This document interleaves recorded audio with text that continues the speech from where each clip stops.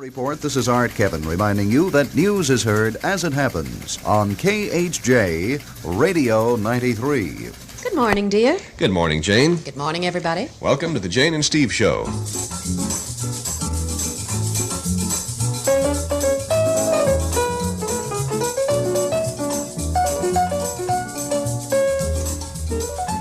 Actually, I should say more than the Jane and Steve Show today. I should say the Jane and Steve and Rosie and Dickie and Ray and Alan and Billy Show, because we have all kinds of friends who have dropped in this morning to spend the next 55 minutes with us.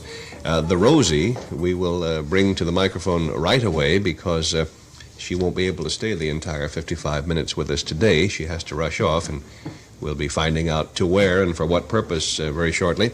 I call her Rosie. You know her, of course, as... Whenever I pause, I always feel like doing one of those automatic jokes. But I'll be serious. Oh, no, go ahead. I don't think you need to say anything now they've heard that laugh. That's right. No, that would be another better setup for the joke. You know, right. You say, now you don't have to tell them who it is, do you? I said, of course not, folks. It's Nils Astor. One of those jokes. And anyway, everybody does know, I'm sure, because she's one of the mainstays of what is one of the most popular and one of the best television shows ever done, The Dick Van Dyke Show. Ladies and gentlemen, Rose Marie. And here she is now. Good morning. Hi. Good morning, neighbor. Good morning, neighbor. I really must rush off. I have a cycle of wash going, and I've got to get that. The bell goes ding, ding. Oh, dear. Oh, my, this is nice and cozy up here. Isn't it? It's just wonderful. This is the way to do, yes, radio. It is. Yes, it is. Our attic, as Steve calls it. Well, it's a very nice attic, I tell you that much. This hour, I should say, is no stranger to you because, as I guess most people know who are interested in the production methods of television film series, the schedule is pretty much like that of making a regular motion picture, in that you have to get up early. Our show? Yes. No. No? No kidding. Really? Well, what most people think is wrong again. Tell us about it. Well, see, our show was done in front of a live audience. Ah, and that's a lot right. of people don't know that. They think that we film just like any studio does, like Bonanza or something like that. That's right. But we do our show in front of a live audience, and we usually tape on Tuesday nights. And audience comes in about, I should say 7 o'clock, 6:45, and we do a warm-up. And then show starts about 7:30. We have 3 or 4 sets, general sets on our stage, I should say. And we do our show like a play. Oh, that's and marvelous. the only delay that we have is a costume change or a reloading of camera. And the audience sees a tremendous experience, actually, for anybody who's never seen anything like that. Not just an ordinary television show, but a film show, a live show, everything, the technique of 3 cameras all at once. And it's very interesting. And they leave about 9 o'clock having seen a whole show done as a play. Isn't that the way Lucy is done, too? That's right. Yes. Lucy was the one that originated Yes. it, bless her heart, because it is the greatest form of filming to do for comedy that ever happened. Yes, much superior to the other method, which involves making a regular motion picture that happens to be 30 minutes in length, doing little bits and pieces of scenes, as you've said, Jane, then scotch taping them together, and then adding the sound of recorded applause later. We have no laugh track whatsoever, and it is amazing. The mail that we get said the laugh track is too loud. Could you cut it down? You know, Yes. And if they would only realize it and watch it, they see that we have to wait. If something gets a very big laugh, I mean, we thought maybe it would get a fair laugh, and it gets a tremendous laugh, that we're almost hesitating for the next line because we have to wait for the laugh. And sometimes things that we think are funny don't get any laughs, and we go right on. And applause usually comes in sometimes when if the audience likes a scene very, very much. The greatest example of that is another television show that once was done like this with an audience, and just for curiosity's sake, I went over to the set to watch it, and they had no audience. They were doing it on film. And went over. It was a comedy show, a very popular comedy show. I won't mention any names, but it was a very popular comedy show, and the director stood behind the camera, and the man was doing the bit, whatever joke it was. The director standing in front, back of the camera, and the man said the joke, and I always use, and his shirt fell off. I use that as a punchline for a joke anytime, to refer to a joke. And he did the joke, and his shirt fell off, and there was a long pause, and the director in back of the camera went, laugh, laugh, laugh. No. timing, and Sure. I thought, oh, dear, how do you get in there to be funny again? Yes, exactly. Whee! It's terribly important to comedy to have that continuity, that just builds and builds and builds, especially in your type of comedy in the Dick Van Dyke Show. That's right. That's why the live audience is so tremendous. It helps us as performers Of to course. time our jokes and time our bits, things like that. Believe it or not, Rosie, most of the comedy shows that I've done on television over the years have been live, as you know, and or those that were taped in the live manner, which means no editing, just you saw it as it happened. And even we used to get occasional postcards and letters saying, Yes. "Can you please cut the laugh track down? You You don't don't deserve believe that it. big a laugh." We are going to pause right now at about it's almost 11 minutes after 9. We'll be right back with Rosemary, and we're going to bring to the microphone a number of people. Next in line, Mr. Alan Young, who has dropped in this morning, too, to visit us again. And that will happen if you'll come right back. Come to Kinney, where the values are. Surprise! There's a February savings spree at Kinney Shoes. Come to Kinney, where the styles are. Yes, Kinney takes the wraps off new spring shoe styles and specially prices them for a limited time only. Come to Kinney, where quality shows. Imagine that famous Kinney quality in exciting new spring fashions and all at exciting prices, too. Come to Kinney, where the family goes. Style, value, and famous brand names. That's Kinney's February savings spree. So bring the family and start saving on new spring shoes now. Come to Kinney, where the styles are. Come to Kinney, where the values are. Check the telephone directory for the Kinney store nearest you and visit the Kinney Shoe Center now in Glendora, Bell Gardens, and Manhattan Beach. All are open weekdays and Saturday till 9, Sundays till 5. Back now to Jayne and Steve. Here we are once again. Goodbye, Ray. Bye, Ray. Bye-bye. Our friend Dr. Ray Lascola came by again this morning and walked through the house very fast. It's a shortcut from here to the freeway, you see. And we just give him carte blanche. Now, as I was saying, another one of our friends has dropped in again. You recall he was on our program just recently, and we've received such wonderful reaction to his visit. Here he is again, another great TV favorite, comedy favorite, Mr. Alan Young. Morning again, Alan. Good morning, Steve, Good Jayne, morning. and Ro. Hi. Hi, dear. How you doing? Just wonderful. It's nice to see you again. Nice to see Not that I don't see you every week. Oh, I could say the same for you. Don't you dare. And This is, to me, present company accepted, is the greatest comedy show on the air. That's Because it's very got nice. the greatest comedians and comedians.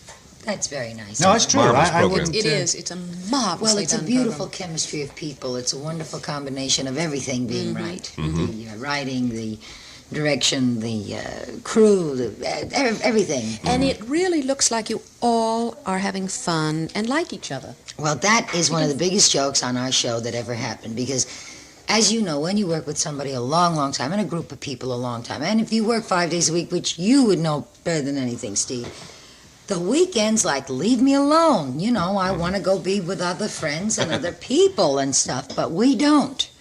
We socialize on weekends, which is ridiculous. And if we get invited to a party, and suppose we'll be invited individually, for instance, I'll get an invitation, and Dick will get an invitation, Maury get an invitation, and if we are at this place, within 5 minutes, we group together like the clickiest bunch of people you've ever seen. We are Isn't that inseparable interesting? as a group. That's very nice. And it is very unusual. And I say the joke that we always use is when we get into rehearsal or something, because we rehearse Thursdays, Fridays, and then Saturdays and Sundays we're off, and then Monday we block with Cameron, Tuesday we block again, and then shoot Tuesday night, as I told you. But we'll get into a discussion about, well, I don't think you ought to go over there. I think you ought to move your right foot over your left eye or something, you know. And we'll get in, and our script girl, who is just tremendous, a wonderful gal by the name of Marge Mullen, would say, do they really get along as well as it shows on television? You know, so he wound up being a joke with us, you know. You- But it's true, we do. Now I want our listeners to meet another one of our guests this morning. It's turned out, more or less by a very happy accident here, to be sort of a comedy round table panel discussion. Let's see now. Let me run around the table here.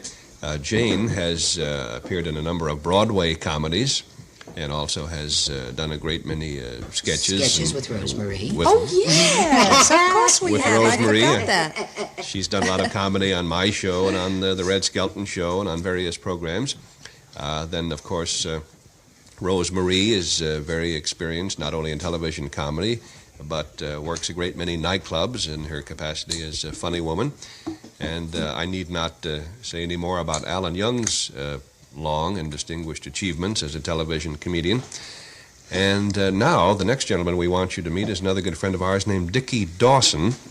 Another Englishman. Yes, another Englishman, but more specifically in this particular context, another comedian.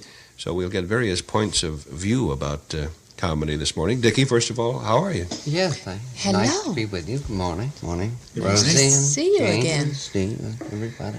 How are you? Fine, thank you. Very quick return you have on the show. Isn't it? Wonderful. I heard you just a Few days ago. Few days I'm a ago. neighbor, Yes. Yeah. more or Well, less. the word is You- getting around now what fun we have here. A lot of our friends are dropping in, and it's wonderful. You're Well, the I'm just a stone's throw from here. It's a place with all the broken windows.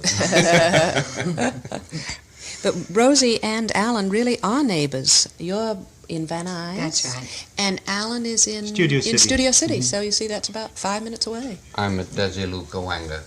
Good for you. It's just outside. I wait there for all the jobs. I get made up about 6 o'clock in the morning. And did you notice I'm the only one that ever wears a blue shirt for radio? That's funny. That's funny. But as a matter of fact, I hate old cliches like, all cliches are old, but I hate lines like, boy, it looks like Grand Central Station here this morning. One of the reasons I don't like lines like that is that the people who do them usually deliver them as if they just thought of them. Yeah. I hate people who say, boy, when George Foreman is here, anything can happen, and usually does. The terrible thing is when they did really just think of them. I Yes. think Yes. it's original, and that was a good line I got off, and you say, it certainly was. Yeah, but now Well, it becomes enough a about stock. me. It becomes a stock thing that you kind of store in the back of your head, and if something comes up to that occasion, you, bring it out of the so-called back of your mind. But the terrible thing is when you've got a good switch on a line, on a funny line, and you use your good switch, and nobody laughs, and then some character uses the original and gets a scream, and you sit there like a jerk, Yes. You say, You know what my well, mother's answer to that is? Huh? It's a new generation. I like your mother.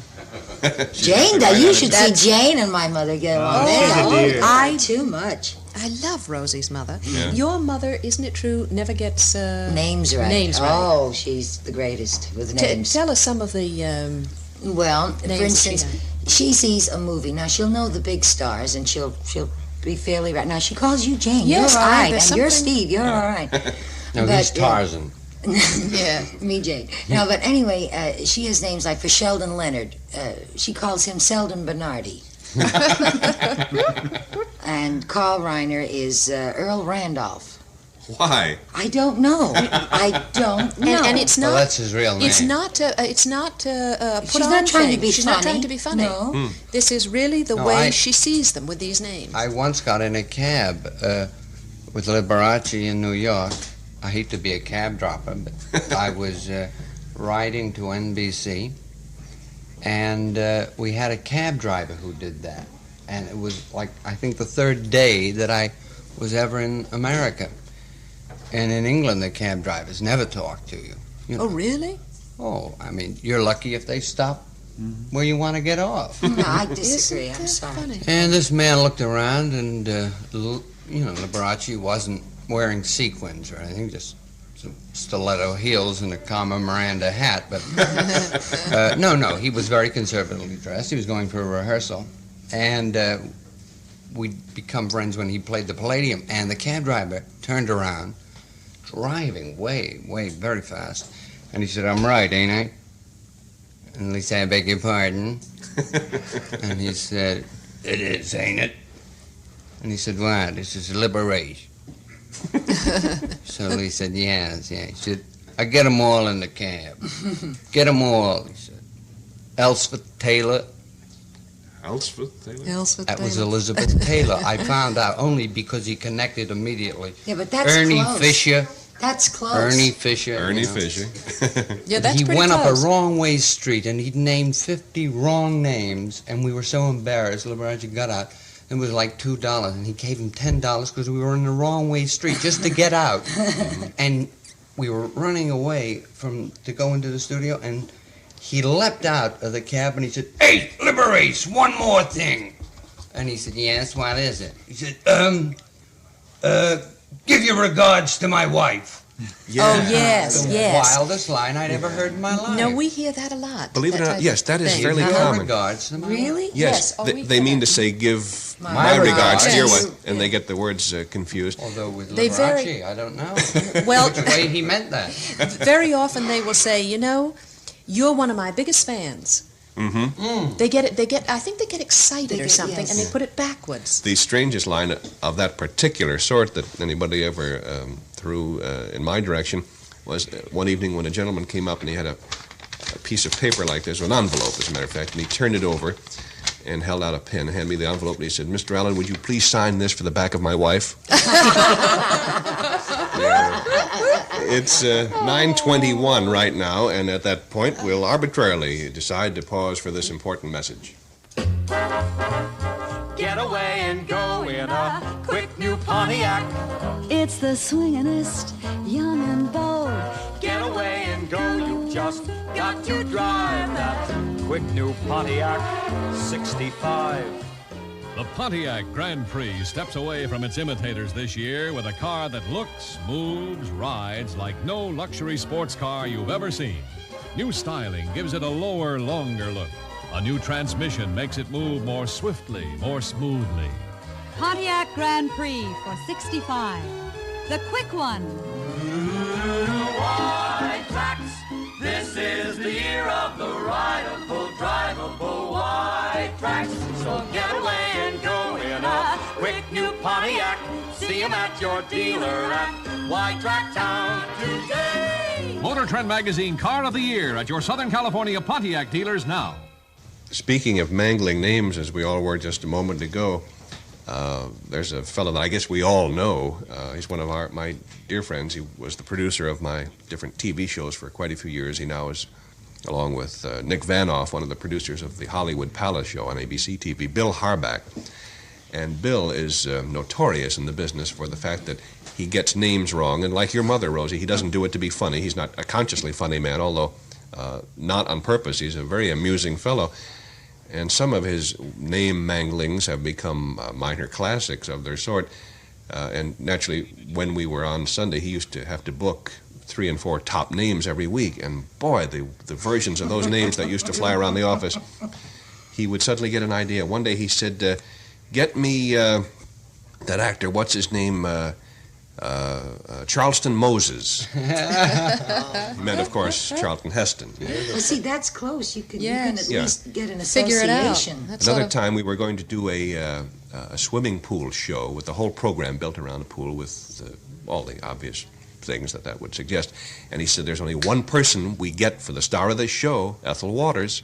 Oh, my, that's beautiful. He meant Esther Williams. It's like you know. poetry. That's yes. beautiful. What an Yeah, association. he Isn't meant that Esther wonderful? Williams. There's always a kind of a poetic connection. And what's another one?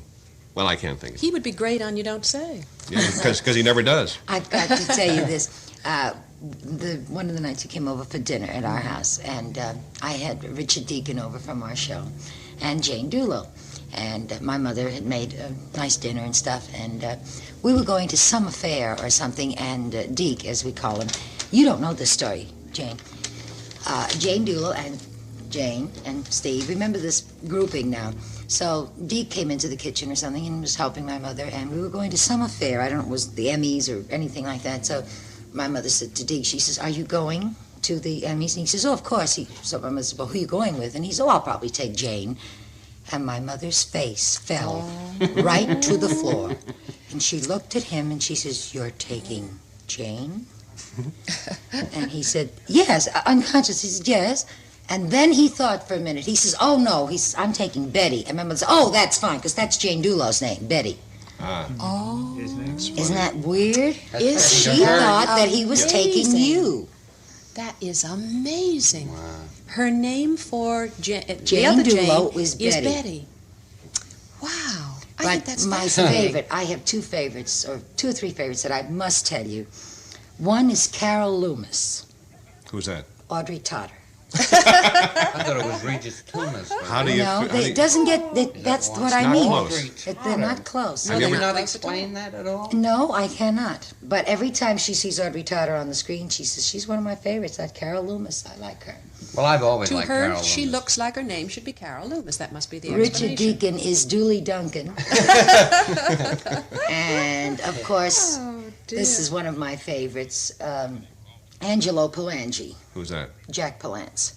Angelo Palangi. Now, if you study those things, that really, There's some kind in of the a corner there, they sense kind of to look them. like that name would fit them. Let me ask this. Now, in the stories I told about Bill Harbach, he said this once, and then the stories went on, but he never called him that twice. It was just a momentary... With my mother, that's it. All the time. It's consistent with her. All the time. Yes. They never change. That's their name. Very interesting. And very I don't. And if you tell her, if you say, "Mother, no, that isn't right," like a music contractor on our show's name is Manny Stein. She's forever calling him George. And George and George and George. So she called me up the other day and she said, I want to send them a card. She says, what is their last name? And I said, Stein. She says, no, it's not. And I said, yes, it is. She says, George. You know who I mean? George and Beatrice. I must say his wife's name is Rebecca. So she said, no, George and Beatrice, you know. She says, what's their last name? I said, Stein, Mother. She says, no, it's not. You don't know. You're not talking about the same people I am. She must have an awful lot of letters returned. No, she doesn't. Believe it or not, she wrote this card to them, and it was delivered, and the name was Mr. and Mrs. George Steinberg, and they received it. The right address. carries Your it mother around. obviously read No, sent it Beatrice of to a friend Sunnybrook of Farm. theirs. Probably. It's just... Oh, my word. She even sent it to a friend of theirs. But he carries it around. He's so thrilled, so that now at the studio, everybody practically calls him George. To get back for a moment to that other subject we had touched upon a few minutes ago about the remarkable things that people say to you, admirers or fans, such as, will you please sign this with the back of my wife? Alan, do you have any recollections of that particular sort? No, I'm always called Mr. Allen. Really? Yes, and when we were on the perhaps you remember, on the New Year's float, whenever they said, hey, Mr. Allen, I would turn, and they would say, not you, him, referring to you. Yeah, I often didn't know. They'd yell, hey, Alan, and it could have been either one of us. Oh, of course. But I get Mr. Allen, and my wife gets Mrs. Allen. Isn't So we, that- and my real name being Angus, I will turn if they say, hey, George, so, you know, with so many names. Well, Ginny calls you Angus. Ginny no, she calls me Alan, but when she says Angus, I better turn. That's the hey you one, you know, come for dinner. All performers, no matter whoever is the greatest performer that ever lived and the most famous, he had this experience too, whoever he might have been, of simply having people come up to you and say, oh, what is your name again? We watch you all the time, we love you. Yes. Come on, give me your name. Who are you? I know you. Yep. I know you. I've seen you. What is your name? Oh, Sure. I know it. What On is the your tip of name? my Then you say tongue. Rosemary, and they say, no, that's not it. What is your Yeah. name? That is understandable, but what I've always had a little trouble fitting into place in my mind is being called Fred Allen. I can understand this maybe in young people who maybe didn't know who Fred Allen was, but as anybody over, say, 40 knows very well, Fred Allen is one of the real giants of a few years back. And I can never understand how they could confuse me with him. Maybe Dave Garroway because we both wear glasses or something. That's understandable. I don't think it's that they're confusing you, dear. What they are confusing is just the name, the similarity of the name, and the fact that both they associate with comedy, and they're names that they know well. I guess that's it. No, there's more to it than that. What if is I it? may disagree. You certainly may. And I don't mean this to be complimentary because I wouldn't just disagree to compliment, but the wit is the same. You're right. It's ad-libbing. Yeah. I don't think anybody can appreciate Steve till they see him on a MC a show that he didn't know he was going to have to MC, and he doesn't know who's coming up next, and he's making comments about the fact they haven't shown up. Now you see the same as Fred Allen. I mean, his ad libs were exactly the same. It's the wit along with the name, I think, that Exactly. gives that comparison. The unprepared. Steve never ceases to amaze me when he does these dinners where everybody comes in with the material that they've been doing in nightclubs for 30 years or something. Or specially written for the occasion. Or especially written for the occasion, Dickie, as you say. And then Steve stands up, and I think the reason why he gets laughs 3 times the size of, the routines, which are brilliant and have been brilliant for Tried years, and proven, yeah. is because everybody knows it is right on the spur of the moment. Well, actually, I made the happy discovery quite by accident many years ago, and all performers do discover this quite early in their careers, that such ad-libbing as you may do, the audience usually can somehow detect as ad-libbing. They sense. Yeah, and they will laugh more at even a kind of a weak ad-lib. Because simply of the because attempt. And the, Well, because they create respect the mind being able to work that fast and work that fast, you know? You know, talking of the people that come in with written material, Bill Dana, a dear friend of yours, and myself were amongst 80 people who were invited to receive an award. I'd never gotten an award for anything in my life, for the City of Hope, which we do things for. And as we came in, they said, here's where you get introduced. And he was number 64 award, and I was 67. Wow. Now, Bill had a television show at that time, but I mean, everybody in front was Charlton Heston, did the catering, you know. They locked him in the room with the 7 loaves of bread and some fish. He did a very good job. No, but everybody, Jack Benny, George Burns, George Jessel, Milton Berle, and they all knew this. So Billy said, we've got 3 minutes, we're allowed to do something. So we were writing things on the tablecloth, little note. And we would see things so close to it getting done. You know, by number 15, we'd cross it off and we'd sit there I'd say, hey, we'll do something about so, and he'd say yes, and number 25 performer came up. Oh, what a terrible feeling. And we got into such a state, in the end, we forgot, we did forgot what nothing you at were gonna all do. until we got up there, and then we were absolutely a disaster. As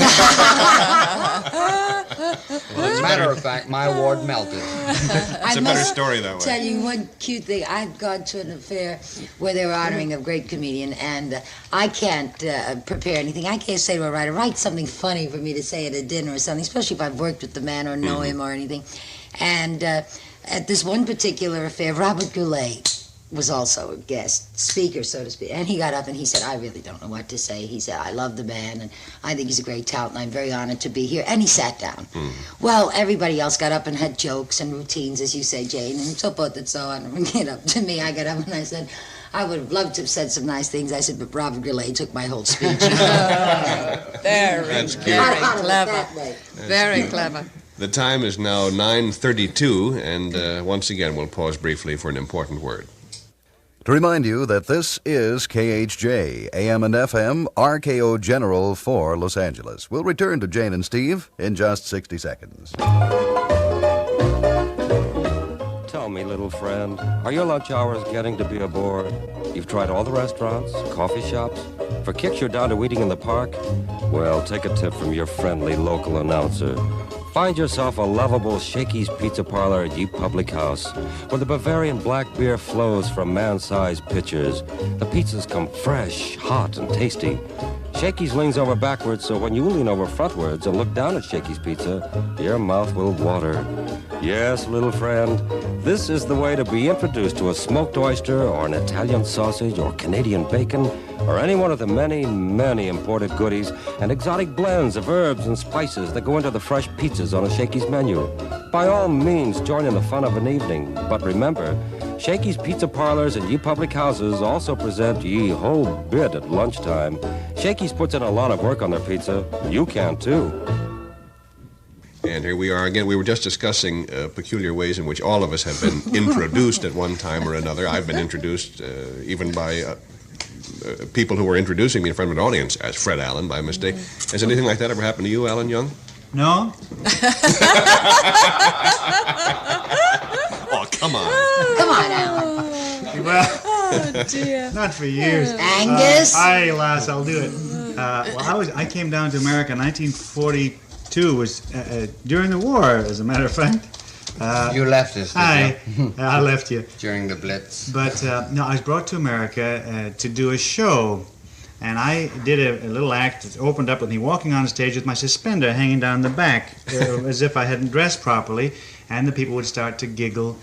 And then I would notice it I dressed in a hurry. And then through a little gymnastics, I would get the suspender all tangled up and then get out of it. And I got applause at the end. So this is my first American appearance. I thought this will be a nice underplaying way of being, coming on. So I was standing in the wings, and the man said, "Oh, this next act, you've all seen him in pictures." Oh boy, he's one of the greatest stars in the business, and blah blah. And I'm waiting, and he said, "Here he is, Alan Ladd." I started to applaud, and he's looking at me, and I suddenly realized he had the name wrong, and I had to walk out. And I walked out, and you could hear the applause suddenly, go down, and then I realized my suspender's hanging. He looked so much older on the screen. Yeah. Dear. And then they saw the suspender hanging down. and now they're whispering, it's not like working to a whisper. So I started to reach for the suspender, and the producer of the show suddenly thought, that poor kid, and he put the microphone open. He said, "That's all the time we have. The show's going on the air." This was a warm-up for a radio show. Wow. And I said, "Thank you." And I walked back into the wings with my suspender still hanging. And 10 minutes later, I had to come out and do the spot on radio in front of the audience who thought I was Alan Ladd with a sloppy suspender.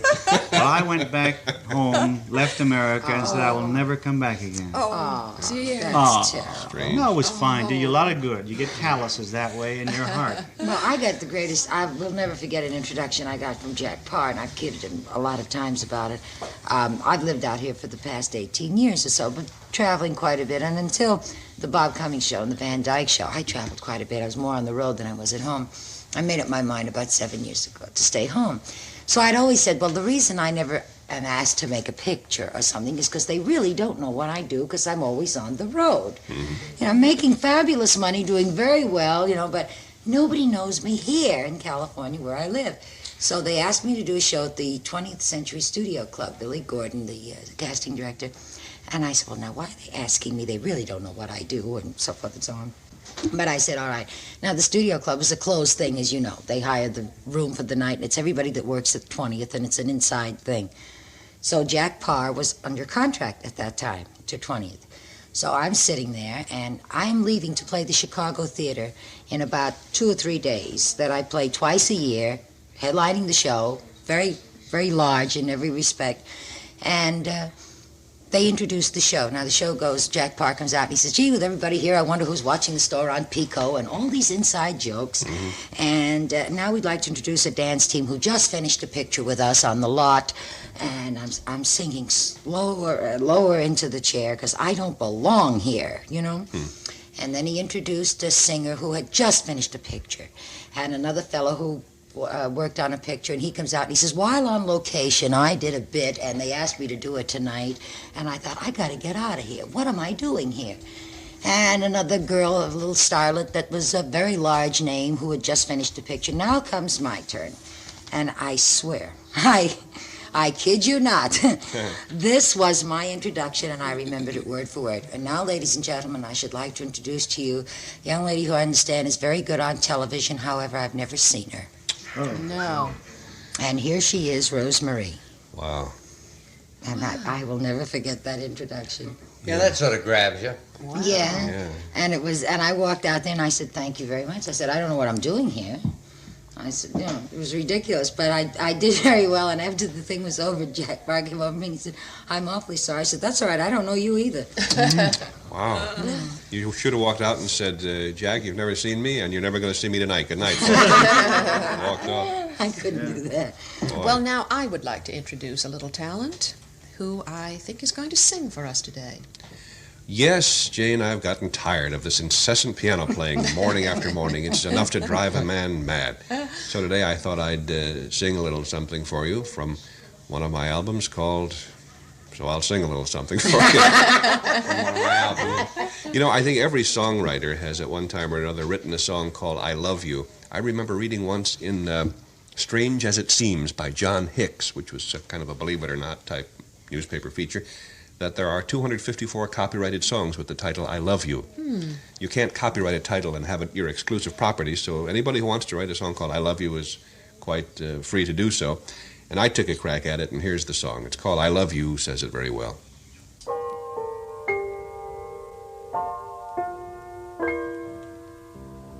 I love you. After all is said and done, I love you, says it very well. Porter and Berlin, and the words they spin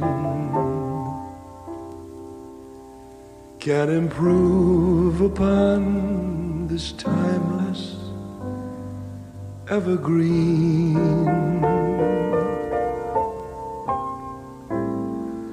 I love you. This the wise men recommend. Oh, I love you. Always rings the bell.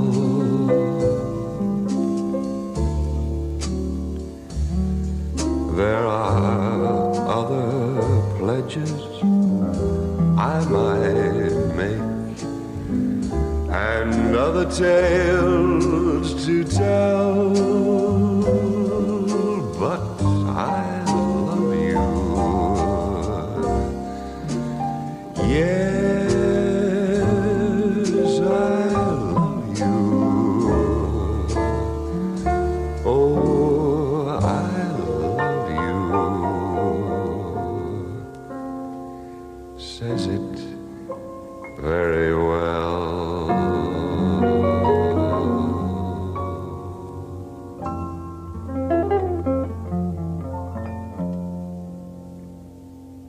So, that song called I Love You says it very well. Very nice. Thank you. You're in good voice this morning. Yes. Thank you very He much. always Recorded is in at the this shower. hour. I think right now we'll just pause for another important word and then come on right back for some more interesting chatter. I'm Dr. Frank Baxter, and I'd like to tell you about a challenging and rewarding profession, teaching. Why be a teacher? Well, teachers are important people. In America, we realize today as perhaps never before how important teachers are to the very safety of our nation. No group of citizens excels our teachers in loyalty to country and in their understanding of American values. Education is the most important foundation of our society, and good education cannot exist without good teachers. It's exciting how often in the biographies of great men and women, we hear them expressing their debt of gratitude to some teacher they once had. It's a good profession. It pays better than it did in the past, and salaries are improving all the time.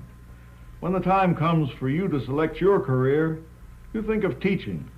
And for information about a teaching career, write to the State Department of Education at Sacramento, and write also to the California Teachers Association, Burlingame, California.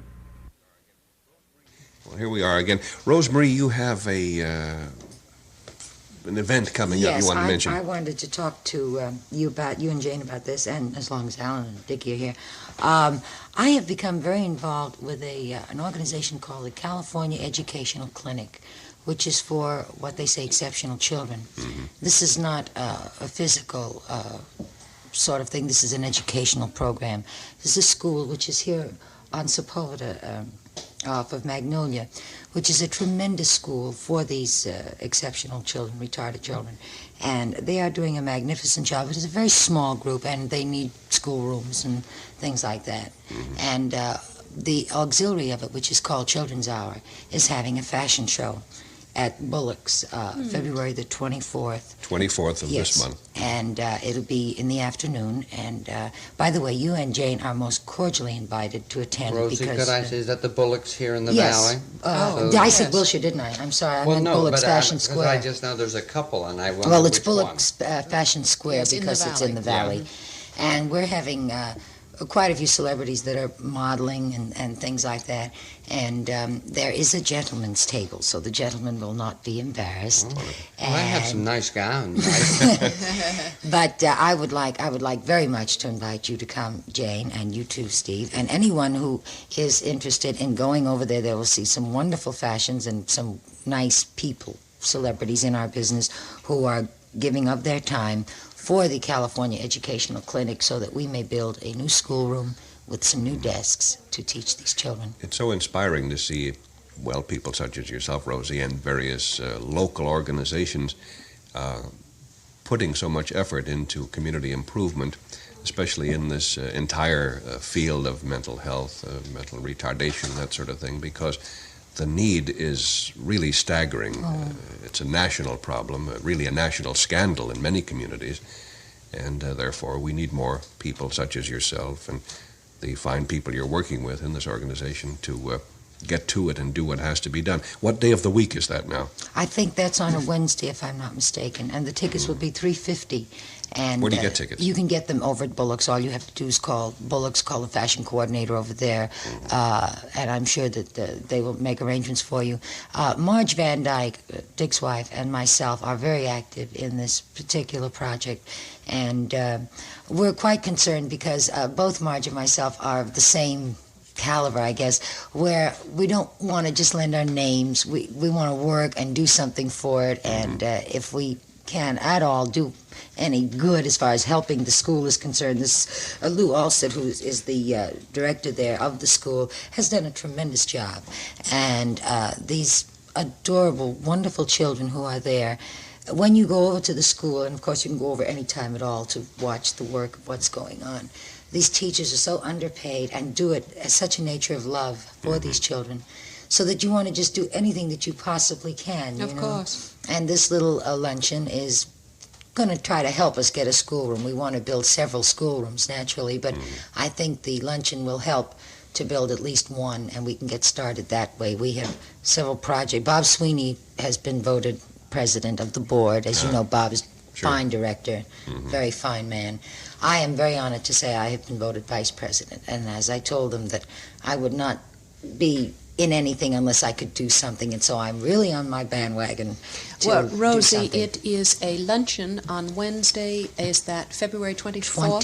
24th. At Bullock's, Bullock's Fashion in the Square, Valley. in the Fashion Valley. Square. And what time does it start? 3 o'clock. 3 o'clock. Yes, the luncheon, there will be the a fashion show designer's starts at tea. 3. There will be a designer's tea. Actually, it's called a I designer's see, tea. I see. And we will have Lola Albright and Janet Lee and Stephanie Powers and Oh, all lovely. those We'll buy gorgeous, tickets. thin girls Yes. up there. You know.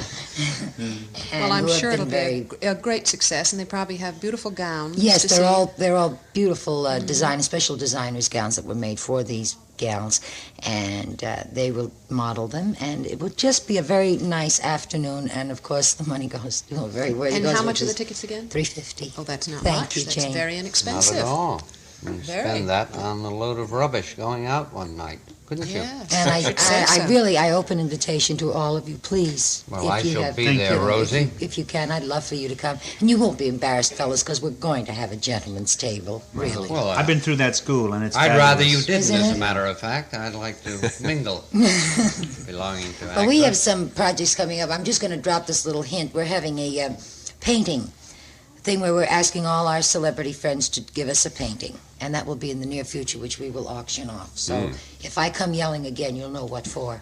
Yeah, well, I better get out the paintbrush. Do you huh? paint? Yes. Oh, you mean a painting done by the That's celebrities? right. Well, we have some. Do Steve's you? done some You very paint. good ones. You're hooked. I have tried my hand at Very it. Could you happy. whip one up for Alan and I by the 24th? Because we're unless you paint, do you, Alan? I'd rather have one of Steve's. But you do paint, I can tell by the... Yes, By the I can hesitation. too. Yes. I can. I've also got a back door that has a little chipper to it while you're there. Do you Alan. paint, Yes, I Alan? can Yes. tell. He does. Oh, well, you're hooked. You What have school? just promised me a painting. I was taught to paint and never sell them or give them away because you'll bore people with them. But if it's for something like that, I'd be very happy. You to. know the school. You've been through it. Yes, June Foray took me through it. Uh-huh. Ah. June's going to be our guest one of these days very soon. Incidentally, it's now 11 minutes before 10, And that is as good a time as any, Jane, to ask you what is this flower of the day here? Well, I have quite a few flowers of the day here. I have a little spring arrangement, spring flowers. Rosie, what would you like? Would you like one of the camellias or one of my giant field-grown pansies? And this, of course, is peach blossoms. Oh, I think the camellias are beautiful. The pink camellias, aren't they lovely? Gorgeous. Camellias were the flower of the day one day recently, weren't Yes, and then I have these lovely, I like the field-grown pansies, you know, because they're so large. What is the difference between a field-grown pansy and larger. another pansy? They're larger. They're and grown in a field. The field-grown pansies are 10 or 15 times the size of a regular pansy. You know, pansies in England, the flowers. You know, we have all different color pansies, which are much larger than that. Even that we than grow this? in our gardens. Truly. Even than this size. Oh, but much larger. Oh, really? Like the head, almost the head of a cup. Really? You know? Oh, I've never seen one. I was going to say, Jane, this appears to be about 1.5 inches or maybe 2 inches in diameter. And if that's 10 or 15 times larger than a regular size? A regular size. Yes, Audrey has the regular size, and they are, I would say, smaller than that little section in there, which is, as you But can the see, very field tiny. pansies are usually double, too. The extra. Yes, they have the extra petals. One reason why I like pansies so much, to me that looks like a face. It does. Doesn't it No, to you? they're a marvelous flower and great colors. Great, gorgeous colors. But I don't see so many of them in this country. In England, everybody grows them. Well, I love them. I grow them. Every year I I don't plant love them. them. I have about This to me looks 300 like a or little 400 cat. in my room. I like Well, them. it's because of the 2 or 3 lines that are up on top, and then it looks like the whiskers down on the bottom down there. Does that look like a kitten to you, Alan? Yes. Doesn't now it? that I look at Well, it. in that case, you're all under arrest. This is the color I adore of pansies. Yes, the deep purple. The deep. Yes. Beautiful. It's like velvet. It's the most Exactly like beautiful velvet. velvet looking That looks color. like, I'd like to have an evening gown made. Over here. As you know, it's my custom to open the dictionary here when we bring up the names of these various flowers and see what we can learn therefrom as to the origin of their name, at least, if not the thing itself, which, of course, will always be obscured. Pansy, it says here. Plural is pansies. Isn't that interesting? Yes. Yeah. Well, you learn a little something every day. It's a very educational show. And here's something seriously quite fascinating. It's from the French word penser, a thought. Thought, to think. Or to think. Penser, to think. One, a small plant of the violet family with flat, broad, velvety petals in many colors, also called heart's ease. It doesn't explain why this flower comes, heart's ease. It doesn't explain why the flower is rooted, the name of it is rooted in the French word for thinking, but there it is. But it means thinking, thought. Yes, thought. Yes. That's what I think it means. I hate a thinking flower myself. It's interesting. It's from the Very violet thinking family. flower. That I didn't know. I can believe that. That is in the form. If you know violets, The that's leaf, similar. Well, I know stem. Violet, and she's certainly... You know, but it's a that's little another- dangerous to look at the roots sometimes of words. I stopped enjoying my breakfast thanks to looking up the word marmalade. Why? I'm going to look it up right now. Please look it up, Steve. Why, yeah. Well, we were traveling through Scotland, and I stopped at a little place, and they said, well, you know, Mary, Queen of Scots, nearly died here. A place called, I've forgotten. But there's a little room, and marmalade was discovered in this room because she was from France, and she loved oranges. And so she was so sick she couldn't eat the orange, so they squashed it. Put warm water over it because she was not well, and that was what she liked. So marmalade, I gathered, now I haven't looked this up, I took it apart myself, I thought Mary Marmalade. Sick. Mary's Ill. sick. Oh, my. So I took one look Sick at my Mary. breakfast the next morning and said, I don't You want say we have some toast butter and a little sick... Yeah. Dear. Oh, So, my. You Isn't quite be that careful weird? when you look Yeah. up these words. That's very interesting. Well, that's why I won't eat peanut butter. The same reason. No, he's going to look it up and it means Henry pansy V. probably. Yeah, What does it say, Steve? from the French. Marmalade, plural marmalades. No, I just made that up. It's from the French, marmalade, from the Portuguese, marmalada, which doesn't tell us too much. Unless you're in It's- Portugal. It's a confection of quinces. Marmelo is the word for quince in Portugal. The Latin word is melamellum. Melamellum. That's like aluminum. And the Greek word was melamelon. See, it's related to the word melon. Toast and melamelon. interesting. Melamelon, or melon, sweet apple. The Greek word for honey is meli, M-E-L-I, plus melon, apple. Melon is the Greek word for apple. Isn't that fascinating? I love words. We've been eating melon all this time, and it's really apples we've been eating. Big apples. But they don't define it as Mary sick, They didn't tell us about Mary being sick, no. No, you Of course, this is the Scottish version, so, they can be wrong on a lot of things. Because if they don't know, they'll make it up anyway. Well, I was going to say, wouldn't they give you some sort of story for that when they kind of do that? Well, they never gave me that story. I just took it apart myself, because the marmalade that we eat was invented in Scotland due to Mary Queen of Scots. And so I took the word apart. Like Marylebone Street in London is from Mary Le Beau, and they shade it Marylebone. England, they shorten everything, like veg for vegetables, the halls for holidays. But I'll go back to marmalade in as much as the Portuguese are eating it. Or the Greeks. I love marmalade. And veg. Yes. Well, I think that covers the marmalade. Very nice discussion on comedy we've had, hasn't it? Yeah? I haven't mentioned it Told once. me more about pansies than I wish to know, to tell you Isn't that funny? It's 5 minutes to 10 right now. We'll pause for this message. And something good for marmalade is Barbara Ann. Barbara Ann announces a new achievement in flavor and honest-to-goodness eating. It's milk and honey bread. It comes in white and wheat and contains the natural goodness of whole milk, pure honey, and Montana spring wheat. Try it and know how good it is. Milk and Honey Bread by Barbara Ann. And always remember, for the nicest things from a baking pan, help yourself to Barbara Ann. Bread varieties by Barbara Ann. Delicious.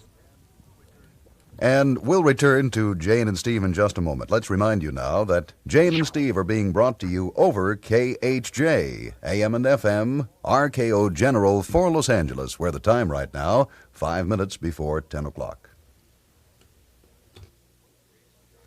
One of the reasons I used the cliche about Grand Central Station earlier is besides the number of guests we have this morning, we have our 7-year-old Billy and our 47-year-old Don Otis over there.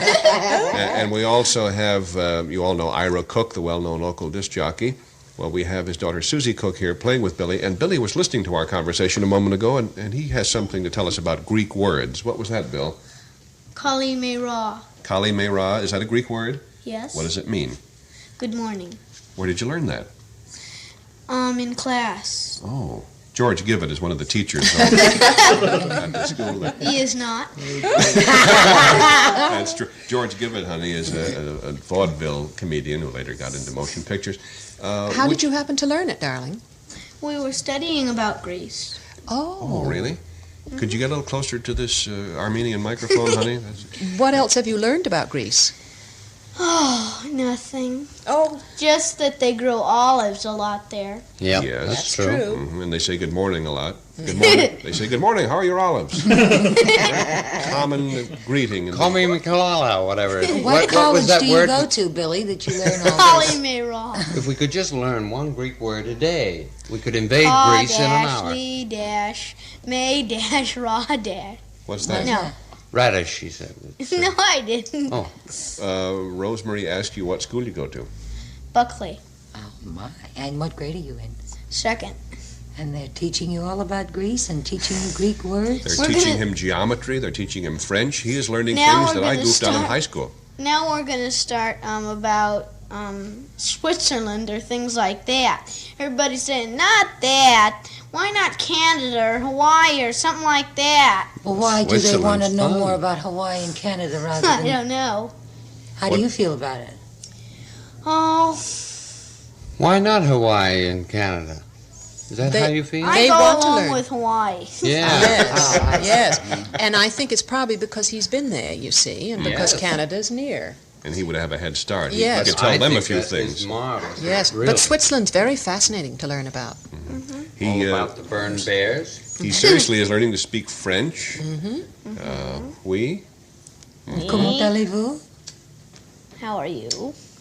See, Do you answer me he in translates French? French anyway. No. Well, by golly, with this lineup of guests today, Dickie Dawson and Rose Marie and Alan Young. 8. Professor Billy Allen. Nine. We That have, is counting him. Bill. Yes, and Bill Bill and is Don him. and Susie. And Lingus the Bill. Linguist. And what with all this cast of thousands, we have run out of time, so I'll say thanks, Rosie. My pleasure, Steve. And Jane, thank bless you, you. Vicki. Thank you very much. Thank you, Alan. Thank I'm you, afraid Steve your and Jane. washing is going to go over. I think my bell went ding ding. Yes. Goodbye, Jane. Bye-bye, Bye, dear. everybody. Bye-bye. Bye-bye. You've been here an hour.